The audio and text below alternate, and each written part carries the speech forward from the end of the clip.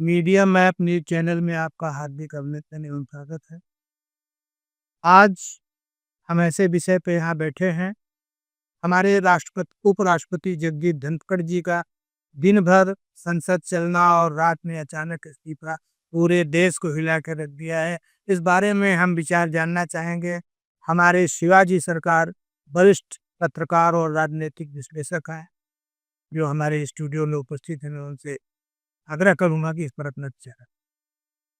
नहीं देखिए दर-दर का इस्तीफ़ा हुआ, सबको सौंपा तो दिया ही है, इसमें कोई शक नहीं। सारे दिन पे उन्होंने एक हाउस चलाई, बिज़नेस एडवाइज़री कमिटी की मीटिंग बुलाई, हालाँकि उसमें 2 मंत्री जो उनके मेंबर हैं वो नहीं आए, पर उसके बावजूद वो लगातार उसमें काफ़ी एक्टिवली सारा वो हाउस को कंडक्ट करते रहे और शाम को किसी ने भी शायद उम्मीद नहीं की होगी कि शाम को अचानक इस तरह से रात के 8:30 बजे के बाद कोई डेवलपमेंट्स होंगे और 9:30 बजे उनका जो एक ट्वीट है वो आएगा और अनाउंस किया जाएगा कि जगदीप धनखड़ उपराष्ट्रपति पद से इस्तीफा दे दीजिए। यहाँ तक कि ऐसा भी हुआ कि राष्ट्रपति के साथ भी उनका कोई ऑफ़िशियली कोई शेड्यूल में उनका टाइम नहीं था और जिस तरह से सारी चीज़ें भी अब व्यक्तिगत रूप से जैसे वो पहुँचे वहाँ, तो उन सारी चीज़ों के बाद जो डेवलपमेंट्स हुए, इसके बाद ये कहा जा रहा है कि ये चीज़ें जो है आज से नहीं फरवरी में ही चीज़ें ऐसी हुई थी, जो बातें हुई थी या उन्होंने जो बातें की थी कहीं और कुछ बातें शायद उन्होंने कुछ व्यक्तिगत मीटिंग में की थी, उसके बाद से ही जो है जगदीप धनखड़ जी की जो है कुर्सी के जो संकट वहाँ से शायद शुरू होता है। फिर अप्रैल में कुछ घटनाएँ घटी, वहाँ से शायद ये बढ़ गई। तो ये चीज़ें कोई ऐसा नहीं है कि अचानक एक दिन में हो गई है। ये चीज़ें कुछ दिनों से शायद धीरे-धीरे बन रही थी। अब वजह जो भी हो निश्चित रूप से ही ये जो पार्टी के लोग होंगे, पार्टी के नेता होंगे, किसी वजह से उन पे जो कंडक्ट करने की बातें हैं शायद उनसे संतुष्ट नहीं रहे होंगे। इसलिए उन्होंने सोचा कि जो है अब वाइस प्रेसिडेंट को जो है बदलने की आवश्यकता होगी। मेरा सीधा सवाल है, विपक्ष के पास कोई मुद्दा नहीं था जो 2023 में राहुल गांधी की पदयात्रा से एक नया गठबंधन इंडिया गठबंधन तैयार हुआ था। उस गठबंधन के सबसे अहम सदस्य ममता बनर्जी, अरविंद केजरीवाल, तो क्या ये गठबंधन टिक पाएगा या इस धनखड़ के इस्तीफे का लाभ लेकर के एकजुट हो पाएगा? देखिए, विपक्ष के लिए जो बातें होती हैं, विपक्ष के लिए हर वक़्त कुछ संकटें रहती हैं। तो विपक्ष के जो हर दल होते हैं, वो अपने हिसाब से उनको पहले सबसे देखना होता है कि उनके व्यक्तिगत जो दल की बात है, वो दल के हिसाब से वो सही तरीके से चले और दल के साथ मतलब दल के लोगों के साथ, दल के रिपोर्टर्स से, उन सारे लोगों के साथ पहले उनको समेट के चलना होता है। उसके बाद जो है आपसे जो समझौता करना है या जो भी एडजस्टमेंट्स करने होते हैं, वो स उसके बाद चीज़ें आती हैं। इसलिए विपक्ष में ये चीज़ें हर वक़्त आपको दिखती रहेगी जब भी विपक्ष होगा, क्योंकि विपक्ष में सत्ता का जो एक आप कह सकते हैं जो ग्लू होता है, वो नहीं होता है। तो सत्ता का जब ग्लू नहीं होता है, तो विपक्ष को अपने राज्य की जो राजनीति है, उसको सँभालना होता है, देश की राजनीति को देखना होता है और कई और तरह की समस्या होती है, जो देखना होता है उनको। जैसे अगर ममता बनर्जी की बार-बार बात करें, तो ममता बनर्जी के जो साथ समस्या है, वही समस्या कहीं न कहीं तमिलनाडु में है। केरला में दूसरे तरह का संकट है। दोनों इंडिया गठबंधन के लोग वहाँ एक-दूसरे के आमने-सामने हैं और अरविंद केजरीवाल जो है कभी भी बहुत डिपेंडेबल पार्टनर नहीं रहे हैं एनडीए के, इंडिया गठबंधन के। तो इसलिए जो है ये समस्याएँ तो रहेगी। उसके बावजूद जो है विपक्ष अभी भी हमें साथ दिख रहा है और ऐसे ही होता है। अगर आप देख लें सन 77 से जिस तरह से गठबंधन की शुरुआत हुई या कह सकते हैं कि स्टेट लेवल पे संसद में भी, हर एक में ये परेशानियाँ रही हैं। कुछ पार्टियाँ अपने हिसाब से काम करती हैं, कुछ पार्टियाँ पूरे सबको साथ लेके चलती हैं, कुछ साथ चलती हैं, अलग भी चलती हैं, फिर भी साथ रहती हैं। तो ये विपक्ष के और राजनीति के ये जो समीकरण है और ये जो एक संबंध है, वो चलता रहेगा। मेरा सीधा सवाल सरकार साहब आपसे ये है कि क्या इस गठबंधन का जो नेतृत्व राहुल गांधी ने संभाला था, अब क्या पुनः उसी कांग्रेस, उसी नेतृत्व के अंदर सारे विपक्ष एकजुट होंगे? आगे बिहार का चुनाव और बंगाल का चुनाव आने वाला है, तो इसका लाभ विपक्ष लेगा राष्ट्रपति उपराष्ट्रपति जनता के इस्तीफे का, या यूं ही जाने देगा? देखिए, कोई भी राजनीतिक दल या मोर्चा जो है, उस वक़्त के जो समय की जो माँग होती है, उसके हिसाब जो अवसर होता है, उससे चूकना नहीं चाहता। इस वक़्त भी अगर आप देखें, संसद में अगर सारी चीज़ों पर अगर देखें, तो कांग्रेस ही इसको लीड कर रही है। अब नेचुरली कांग्रेस अगर लीड करेंगे, तो उसमें राहुल गांधी और मल्लिकार्जुन खड़गे जो हैं, जो अध्यक्ष हैं, वो दोनों सामने रहेंगे और अभी भी देख रहे हैं। तो ये चीज़ें तो रही। अब आपने कहा बिहार और बंगाल, देखिए बिहार की राजनीति और बंगाल की राजनीति में फ़र्क है, इसलिए दोनों जगह किस-किस तरह से होगा ये कहना मुश्किल है। बिहार की राजनीति में कांग्रेस विपक्ष के गठबंधन में है और उसके साथ जो है राष्ट्रीय जनता दल जो है लालू प्रसाद यादव और तेजस्वी यादव की वो है। तो ये समीकरण रहेगा। बंगाल में कांग्रेस को निश्चित रूप से ही ममता बनर्जी आदि नहीं आने देंगी। तो इसलिए वहाँ पे कांग्रेस ममता बनर्जी के नेतृत्व को अगर स्वीकार करेगा तो वो चल सकता है। मैं कमोबेश ये देख रहा था कि वोटर लिस्ट की बात को लेकर के लगभग बिहार बंगाल एक तरह की बात कर रहा है, तो क्या इसका राजनैतिक लाभ भी कांग्रेस या विपक्ष इंडिया गठबंधन उठाना चाहेगा? बिल्कुल, चाहते नहीं वो, कर रहे हैं, कोशिश कर रहे हैं और जिस तरह से मैं समझता हूँ कांग्रेस ने खास करके और बाकी विपक्ष के साथ है, समाजवादी पार्टी ले लीजिए और दापूरी दल ले लीजिए। क्योंकि सभी एक चीज़ सत्य में है कि जिस तरह से बिहार में एसआईआर के नाम पर वोटर्स लिस्ट का जो जिस तरह से रिवीजन हो रहा है, तो वो उससे किसी कोई भी सहमत नहीं है। पर इसको रोके कैसे, वो सारी चीज़ें चल रही है। देखिए, एक चीज़ बता दूँ आपको, बिहार में अगर वोटर्स बढ़ते हैं तो विपक्ष को लाभ होता है। वोटर्स अगर नहीं बढ़ते हैं, वोटर्स अगर घटते हैं, तो विपक्ष को स्वाभाविक रूप से लाभ नहीं होता है। यही चीज़ बंगाल में भी है। तो बंगाल, बिहार और कहीं भी होगा, तो वोटर्स अगर बढ़ेगा, तो निश्चित रूप से वो वोटर जो बढ़ेगा, वो विपक्ष को ज़्यादा फ़ायदा पहुँचा सकता है, ऐसा अनुमान किया जाता है। पर अगर वोटर्स नहीं बढ़ेगा, लिस्ट में से अगर नाम कटेगा, तो उसका निश्चित रूप से फ़ायदा जो है, जो इनकम्बेंट है, उसको फ़ायदा होगा। नहीं, तो आपका बात हम समझ गए। मेरा तो बहुत स्पष्ट कहना है कि नेतृत्व का सवाल है। विपक्षी गठबंधन की बात मैं शुरू से आपसे कर रहा हूँ, तो क्या राहुल गांधी का नेतृत्व लोग स्वीकार करने को तैयार हैं? अभी तो मैं बिहार बंगाल की बात कर रहा हूँ। इसके पहले आप जरा-सा देख लीजिए महाराष्ट्र उठाने के, उद्धव ठाकरे को देख लीजिए। मतलब ये अपनी-अपनी ढपली, अपना-अपना राज, और मैं एक शब्द में कह सकता हूँ कि बहुत कठिन है डगर कंगट। नहीं, नहीं, देखिए जी, भारतीय राजनीति इतना आसान नहीं है। मैंने कहा पहले ही कहा, हर राज्य की स्थितियाँ अलग है, उसके हिसाब से चीज़ें होंगी। ये राज्य के नेता जो हैं, वो अलग हो सकते हैं।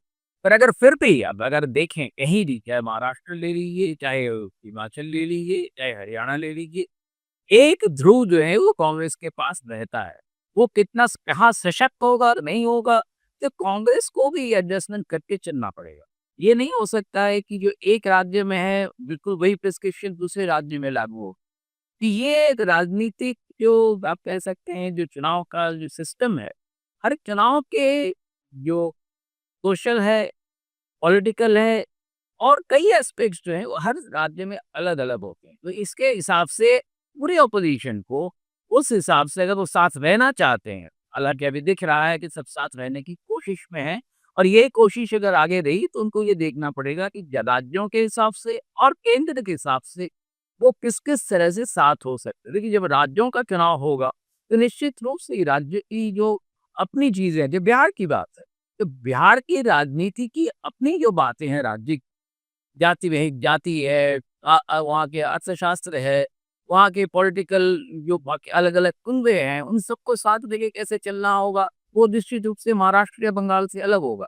तो हर राज्य की ये जो नीति है, वो अलग होगी। देखिए, एक चीज़ मैं आपको ये भी बताऊँ, ये राज्य की जो परेशानियाँ हैं, ये हर वक़्त रही है भारतीय राजनीति और इसी के वजह से अगर 1970 की अगर राजनीति को आप देखें, सारी पार्टी साथ आने के बाद राज्यों की जो राजनीति है, उसने जो है जाकर केंद्र की सरकार को पहले गिरा दिया, फिर राज्यों की सरकार में परिवर्तन है।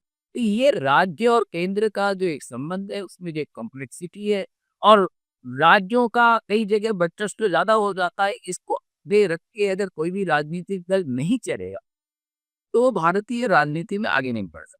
देखिए, आपके बात से मेरे मन में 2 प्रश्न आए हैं।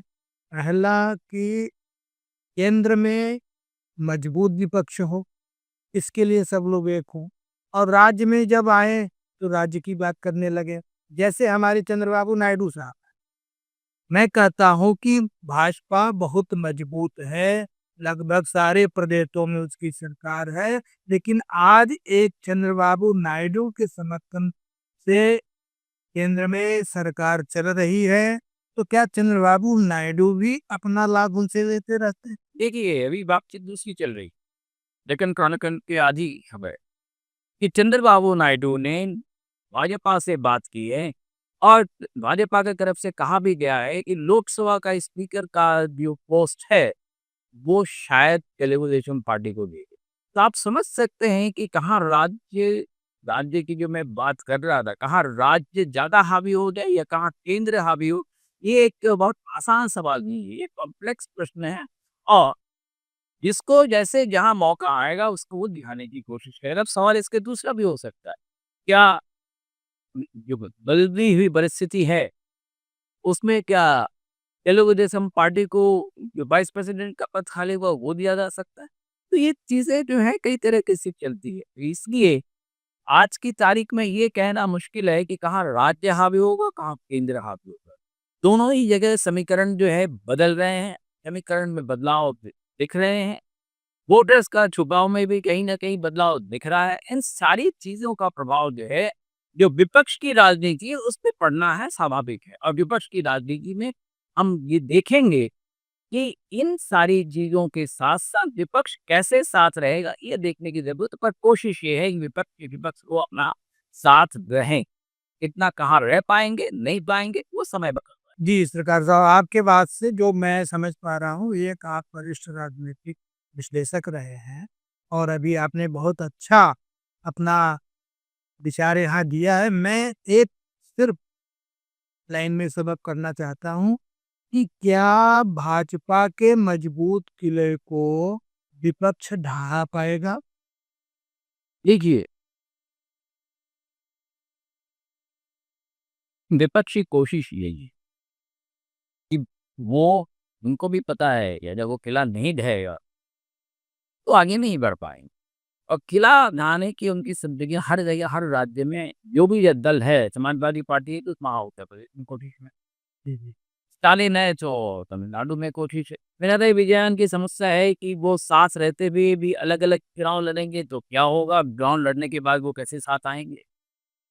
वहाँ पे 2 तरह के गठबंधन है, एक तो कांग्रेस का गठबंधन है, एक लेफ्ट का गठबंधन है। तो इस प्रकार की सारी समस्याएँ भारत की जो पूरी जटिल जो समाज का व्यवस्था है, उसी का तो रिफ्लेक्शन हमें देखने को मिलता है, तो रहेगा। और उसके बावजूद सबसे बड़ी जो एक चीज़ है, मैं समझता हूँ भाजपा का ये सबसे जो ताकत की बात है, वो ये है कि तमाम राज्यों में उन्होंने बूथ लेवल जो मैनेजमेंट है, बूथ बूथ तक का जो मैनेजमेंट है, लोगों तक पहुँचने की बात है, वोटर्स को निकालने की बात है, वोटर्स को सेधने की बात है, वोटर्स को साधने की बात है। ये में जो है भाजपा तमाम राज्यों में कहीं न कहीं विपक्ष से आगे है। तो विपक्ष को इससे सीखना पड़ेगा और विपक्ष अगर सीख में जैसे कि उत्तर प्रदेश में कुछ हद तक उन्होंने किया तो 2024 के चुनाव का परिणाम कुछ अलग देखने को मिला। ये बहुत ज़रूरी चीज़ है। जहाँ नहीं हो पाएगा, वहाँ निश्चित रूप से विपक्ष के लिए समस्या रहे। सरकार साहब, हम आपसे सहमत हैं कि बूथ लेवल पे भाजपा का मैनेजमेंट है, लेकिन अगर दूसरी तरफ आप पलट के देखें तो जो हमारी क्षेत्रीय पार्टियां हैं, जो उभर करके आती हैं, निश्चित रूप से वो भी बूथ लेवल पे है। लेकिन जो मैं कहना चाहता हूँ कि अगर दिल्ली की आबो-हवा बदल रही है, तो उसका इम्पैक्ट कॉर्पोरेट मुंबई में दिखाई पड़ता है, सुनाई पड़ता है। इसका इसका क्या मतलब हुआ सरकार साहब आपसे? देखिए, एक चीज़ समझ लीजिए, हिंदुस्तान जो है वैसे तो एक फेडरल स्टेट है, मतलब यूनियन ऑफ स्टेट्स है ये। जी। और यूनियन ऑफ स्टेट्स होने के बावजूद हमने जिस तरह से पूरी भारत की राजनीति को चलाया है, वो सेंटर ड्रिवन है, यानी केंद्र जो है उसके कहीं न कहीं हावी रहता है। इसलिए हर एक की कोशिश यही होती है कि केंद्र पर किसी तरह से हावी हो जाओ। केंद्र के हावी होने से जो है संसाधन है, अपने राज्य की ओर मोड़ना आसान होता है। राजनीतिक जो सोच है या राजनीतिक परिदृश्य है, तमाम चीज़ें होती हैं, कानून बदलने की चीज़ें होती हैं, बस नहीं लगता है हमारा प्रश्न आप समझ नहीं पाए, बड़ा सीधा सवाल है कि कारपोरेट घराना में हलचल ज़्यादा हो जाती है दिल्ली हिलने से। देखिए कॉर्पोरेट घराने में हलचल हर वक़्त होती रहती है। किसी राज्य में भी अगर हो जाता है, आ जाएगा तमिलनाडु की में स्थिति बदल जाए, तो तमाम कॉर्पोरेट की चीज़ें बदल सकती है। क्योंकि वहाँ कॉर्पोरेट जो है एक गवर्नमेंट पे काफ़ी तरह से हावी है, कई तरह के फ़ायदे उठाती है। बॉम्बे में यही होता है, ऐसा नहीं है। बॉम्बे का कॉर्पोरेशन जो है, वो कॉर्पोरेट का गढ़ है। इसलिए सब कोई चाहते हैं, चाहे उद्धव ठाकरे हो, चाहे राज ठाकरे हो, चाहे विपक्ष हो, चाहे सपक्ष हो, सारे, कि वहाँ कॉर्पोरेशन पे किसी भी तरह से कब्ज़ा रहे। कहने में तो यही आता है कि भाई आर्थिक राजधानी मुंबई है और राजनीतिक राजधानी दिल्ली है।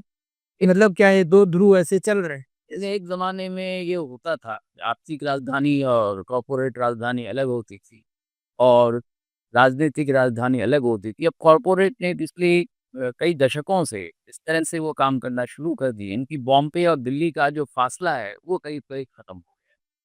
तो वो आज जो है, चाहें तो दिल्ली में भी वही काम कर सकते हैं, जो बॉम्बे में बैठ के कर सकते हैं। इसलिए वो चीज़ें ख़त्म हो गई हैं और हम देखते हैं तमाम चीज़ों में जो है बहुत से कानून ऐसे बनाए जा रहे हैं, जैसे आप सीधी-सी चीज़ देख लीजिए ना, ये 10 साल की गाड़ियों का कूड़ा बनाना, ये कॉर्पोरेट की देन है। कॉर्पोरेट चाहती है ये हो कि गाड़ी ना पुरानी जल्दी से जल्दी कबाड़ हो जाए, कमाई गाड़ियाँ ज़्यादा बिके और सरकार जो है कि केंद्र की भी जो है उससे दब गई है और कोई राज्य की सरकार भी उसके खिलाफ नहीं बोलती है। जी। तो ये चीज़ तो है और इसको कैसे खत्म करेगी? ये भारत की राजनीति ही कर सकती है। भारत की राजनीति में जब तक एक तीसरा पार्टी नहीं उभरेगा, तब तक मैं समझता हूँ कि ये परेशानियाँ रहेंगी। धन्यवाद शिवाजी सरकार साहब। आप पूर्व में आर्थिक विश्लेषण भी करते रहे हैं, राजनीतिक विश्लेषण करते रहे हैं। हमारे दर्शकों को आज आपसे बहुत कुछ समझने को मिला है। मैं दोबारा से आपको स्टूडियो में आमंत्रित करूँगा। आज के लिए धन्यवाद। बहुत धन्यवाद।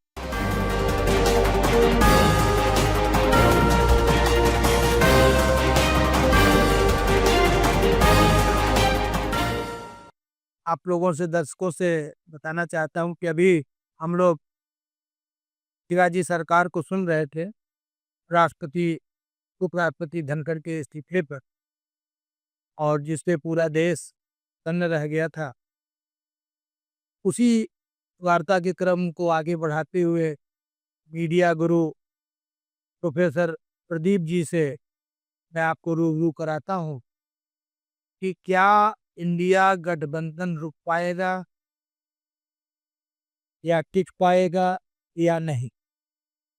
देखिए, ऐसा है कि हमें पहले ये समझना चाहिए, इंडिया गठबंधन जो है, किन हालातों में बना। अगर आप देखें, तो 2014 और 2019 दोनों की लोकसभा चुनाव में विपक्ष को बहुत बड़ी पराजय का सामना करना पड़ा। हुआ ये सत्ता में आने के बाद बीजेपी को एक सत्ता का दम्भ हुआ या जो भी कुछ हो, उन्होंने विपक्ष के तमाम नेताओं को भी इग्नोर करना शुरू किया। जहाँ विपक्ष की सरकारें बनी थी, उनको गिराया गया। विपक्ष के नेताओं के खिलाफ जो है ईडी के केसेस हुए, उनको हर एक तरह से हरेश किया गया। तो ये देख कर के कि उनका को किसी भी तरह से इस सरकार के खिलाफ खड़ा होना है, एक मोर्चा बनाना है और संभव हो तो चुनाव में उनको हरा के सत्ता से बात करना है। ये मजबूरी थी जो कि तमाम विपक्षी पार्टियों को सामना है। लेकिन उनकी एक समस्या भी थी, वो थी कि तमाम विपक्षी पार्टियाँ कांग्रेस से टूट के बनी, या वो तृणमूल कांग्रेस हो या कोई और हो। उनको ये भी डर था, अगर वो कांग्रेस के साथ उन्होंने गठबंधन किया, तो कहीं ऐसा ना हो कि राज्य में उनकी सत्ता चली जाए और लोग वापस कांग्रेस में चले जाएँ। तो शुरू से एक असमंजस की स्थिति में रहे और इसी असमंजस की स्थिति में इंडिया गठबंधन शुरू हुआ और इसी असमंजस की करती जब उसमें स्थिति में इंडिया अलायंस जो है आज भी काम कर रहा है। देखिए, अभी जो संजीवनी विपक्ष को एक होने का मिला है, उपराष्ट्रपति धनखड़ जी का इस्तीफा, तो क्या विपक्ष अभी ये जो मानसून सत्र चलेगा, उसमें एकजुट होकर के कोई नया चीज़ प्रस्तुत करेगा या फिर वही अपना लकीर पीटता रहेगा? नहीं, देखिए ये कहना बहुत थोड़ा जल्दी हुआ कि धनखड़ जी के इस्तीफे से विपक्ष को संजीवनी मिली है। ये सही है कि विपक्ष इसका फ़ायदा उठाएगा। ये भी सही है कि धनखड़ के जाने से भाजपा को एक आघात लगा है और कोई बड़ा मुश्किल हो रहा है ये बताना कि उपराष्ट्रपति ने एकाएक अपना पद क्यों छोड़ा। लेकिन उपराष्ट्रपति यानी क्या करेंगे? क्या वो अपोज़िशन के साथ जाना पसंद करेंगे या कोई और उनके दिमाग में प्लान है? इसके बारे में हमें कुछ नहीं पता। तो मैं नहीं समझता कि इसको आप अभी संजीवनी जो है कह सकते हैं। हाँ, ये ज़रूर है कि विपक्ष को आप ये कह सकते हैं स्कोरिंग पॉइंट एक और मिल गया बीजेपी गठबंधन के खिलाफ और ये जो है स्कोरिंग पॉइंट जो है उसके लिए बड़ा वाइटल है। अब देखिए मज़े की बात ये है कि अब धनखड़ जी उपराष्ट्रपति थे और राज्यसभा के सभापति थे, तो विपक्ष को बोलने का मौका नहीं देते थे और विपक्ष उनसे बहुत नाराज़ था। यहाँ तक कि विपक्ष ने उनके खिलाफ एक इम्पीचमेंट का मोशन लाने की बात करी थी। अब क्या जो हमारे धनखड़ साहब हैं, वो और अपोज़िशन वाले सब पुरानी बातों को भूल कर के साथ आएँगे और अगर आएँगे तो धनखड़ साहब की उनके लिए क्या उपयोगिता है और धनखड़ साहब उनको कितना हाथ लाना चाहेंगे, ये सब बातें अभी भविष्य के अर्थ में हैं। तो इनके बारे में अभी कुछ कहना जल्दबाज़ी। देखिए, आप राजनीतिक विश्लेषक हैं। आप पहले शुरुआत में, जैसा मैं आपके बारे में जानता हूँ, कि पार्लियामेंट भी कवर करते थे। मैं जो देख पा रहा हूँ, वो ये समझ पा रहा हूँ कि दुश्मन का दुश्मन दोस्त होता है, ऐसा राजनीतिक पाठ होता है। तो क्या धनखड़ साहब का जो एज है, 74 साल हो गया, तो ऐसा तो नहीं है कि वो विपक्ष में जाएँगे। बट ये है कि कुछ क्लू या कुछ शासन सत्ता का ऐसा चीज़ जो अभी मीडिया में नहीं आया है और ये बताया गया कि स्वास्थ्य कारणों से उन्होंने इस्तीफा दिया, जबकि दिन भर उन्होंने संसद चलाया है और अचानक से रात 9 साढ़े 9 बजे ये बात जनता के सामने आ रही है। इसके पीछे का क्या व्यू है, मैं आपसे जानना चाहता हूँ?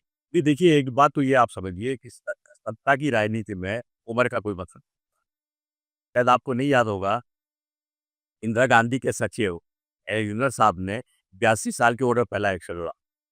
तो ये उसी की बात नहीं है। ट्रम्प साहब 79 ईयर्स के हैं, बिडेन साहब 83 पे रिटायर हुए। तो जहाँ तक एज की बात है वो इम्पोर्टेंट नहीं है। इम्पोर्टेंट ये है कि धनखड़ साहब का आगे क्या मूव है। जहाँ तक मैं समझता हूँ धनखड़ साहब को एक्टिव राजनीति में आएँगे और ये राजनीति उनकी बीजेपी विरोधी राजनीति और इस बीजेपी विरोधी राजनीति को अपोजिशन कैसे उड़ाता है, कैसे उनके साथ एक संबंध बनाता है, कैसे उनको बीजेपी के खिलाफ के संघर्ष का एक अंग बनाता है, ये चीज़ें देखें आप। लेकिन साहब, मैं जो देख पा रहा हूँ कि विपक्ष के लिए एक बाधा सबसे बड़ी ममता बनर्जी बनी है। क्यों? कि धनखड़ साहब वहाँ के गवर्नर हुआ करते थे और उनसे ममता बनर्जी से face to face, one to one हमेशा टकरार रहा है। तो क्या इंडिया गठबंधन की एक पार्ट हमारी ममता बनर्जी धनखड़ साहब के राजनीति को स्वीकार कर? नहीं, नहीं, देखिए चतरा जी ऐसा है, कि राजनीति में ना कोई परमानेंट दोस्त होता है, ना दुश्मन होता है। अगर आप देखें ममता जी का जो बयान उन्होंने कल दिया, धनखड़ जी के बारे में, वो बयान भी बड़ा सॉफ्ट है। उन्होंने ये कहा भई वो बीमार नहीं है। उन्होंने ये नहीं कहा कि बुरे आदमी थे, क्या थे, ये सब थे। ममता बनर्जी की भी ये समस्या है कि ममता बनर्जी का कि बीजेपी नंबर 1 दुश्मन है। बीजेपी की राजनीति, बीजेपी की आइडियोलॉजी, बीजेपी का ममता पे प्रहार, ये सब चीज़ें ममता को बहुत कमज़ोर बनाती हैं। या ये समझिए कि एक स्केर्ड करती है। तो धनखड़ साहब ने उनके लिए क्या किया, क्या नहीं किया, उनको कैसे तंग किया, ये सब बातें जो है मैं समझता हूँ महत्वपूर्ण नहीं है। धनखड़ साहब हमेशा कह सकते हैं कि भई मैं क्या करता, मुझे तो दीदी से आदेश आते थे और नौकरी बचाने के लिए मैंने ये किया, जो कि सच भी है काफ़ी हद तक। है, ये सब बातें हैं। तो मैं नहीं समझता कि ममता बनर्जी और उन दोनों का एक साथ विपक्ष में रहना या दोनों समर्थन रहना कोई समस्या है। आप एक वरिष्ठ राजनीतिक विचारक हैं और लगभग आपकी भी उम्र 80 साल की हो रही है। मैं आपसे सिर्फ संक्षेप में ये चाहता हूँ कि विपक्ष गठबंधन जो इंडिया है, उसको 3 कौन-सी महत्वपूर्ण बातें 3 मैं बार-बार कह रहा हूँ कि कौन-सी महत्वपूर्ण बातें हैं कि उसको अगर वो एडॉप्ट कर ले, तो इंडिया गठबंधन बीजेपी के किले को मजबूत किले को गिरा सकता है। देखिए, बड़ी सिंपल बात है। आपको ये समझना चाहिए, राजनीतिक देश देश में राजनीतिक मतभेद होते आए हैं। तमाम राजनीतिक दलों में तमाम मतभेद थे, गठबंधन बनते थे, टूटते थे। आप जानते ही हैं देश का इतिहास देश का। दिक्कत क्या आ रही है कि बीजेपी जो आई है और जिस तरह काम कर रही है, ये उस बेसिक जो हम समझते थे आइडिया ऑफ इंडिया के खिलाफ है।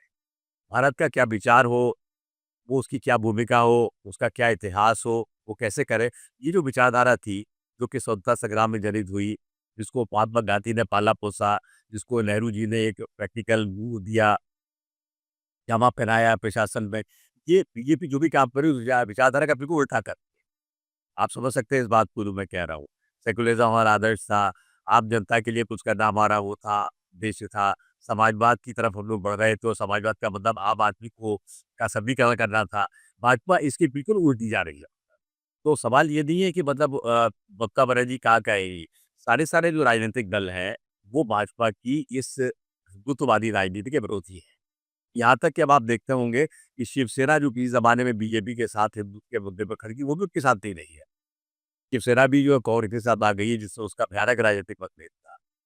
मुझे ये बात स्पष्ट पता है कि जब शिवसेना से महाराष्ट्र में गठबंधन की बात हुई, तो सोनिया गांधी ने कहा हम उनके साथ कैसे गठबंधन कर सकते हैं? उसकी और हमारी राजनीति तो बिल्कुल अलग है। फिर बताया गया कि नहीं ऐसा नहीं है, वो लोग साथ आएँगे क्योंकि उनका बीजेपी से मतभेद हो गया है और आज शिवसेना और कांग्रेस साथ ही है मतलब। दिक्कत ये है कि भाजपा की जो राजनीति है, जो विषैली राजनीति है, इसके खिलाफ पूरा-पूरा जो है विपक्ष खड़ा हुआ है। अब वो आर सत्ता में कब आते हैं, कितना देर लगती है, क्या है, ये बात अलग है। लेकिन हम सबको उनका काम जो है, तो समझता है विपक्ष कि उनका काम आइडिया ऑफ इंडिया को बचाना। जो भारत का विचार था, जिस पे हमारा देश आज़ाद हुआ, जिस पे हम आज़ादी के बाद आगे चढ़े। तो जो संघर्ष है, वो आप ये ना समझिए कि विपक्ष और बीजेपी में संघर्ष जो है, वो विचारधाराओं का संघर्ष है, जो कि बिल्कुल उलट है एक-दूसरे से। तो मैं समझता हूँ कि इसलिए अगर वो जो है आइडिया ऑफ इंडिया की विचारधारा प्रभावी बनती है, जैसा बनती चली जा रही है वो, तो मैं समझता हूँ कि बीजेपी को हराना कोई मुश्किल नहीं होगा, चाहे उसका किला कितना भी संभल हो। नहीं, सवाल जो इसमें बहुत माइनर सवाल है, बहुत माइनर कि क्या इंडिया गठबंधन जो कांग्रेस की ओर निगाह लगाई गई है, तो कांग्रेस की भूमिका क्या होनी चाहिए? पीछे हट करके सारी पार्टियों को आगे करना चाहिए या आगे बढ़ के सारी पार्टियों को साथ लेना? नहीं, देखिए मैं समझता हूँ कि कांग्रेस अपनी भूमिका को बखूबी निभाती है और मैं इसका पूरा-पूरा जो है क्रेडिट जो है मल्लिकार्जुन खड़गे को देना चाहता हूँ। मुझे जहाँ तक मेरी समझ है, मैं समझता हूँ कि बहुत ही परिपक्व नेता है वो और उन्होंने ये लाइन लिखी है कि विपक्ष की पार्टियों को साथ देने के लिए कांग्रेस को जो है थोड़ा असर्ट करना है। वो अपने को थोड़ा पीछे रहना चाहिए। कांग्रेस को अपने को ओवर असर्ट नहीं करना चाहिए। तो आप देखेंगे कि पिछले चुनाव में भी जहाँ गठबंधन की बात हुई, सीट शेयरिंग की बात हुई, तो कांग्रेस ने कोई ऐसी बात नहीं करी जिससे कि गठबंधन टूटे, सीधा शेयर उन्होंने। उन्होंने कहा कि हमको 1-2 सीटें कम भी मिल जाती है तो कोई बात नहीं, जब तक कि जो गठबंधन बना रहता है। तो मैं समझता हूँ कांग्रेस अगर इसी तरह से, इसी परिपक्वता के साथ, इसी मैच्योरिटी के साथ आगे चलती रही, तो मुझे इसमें गठबंधन में कोई समस्या नहीं है।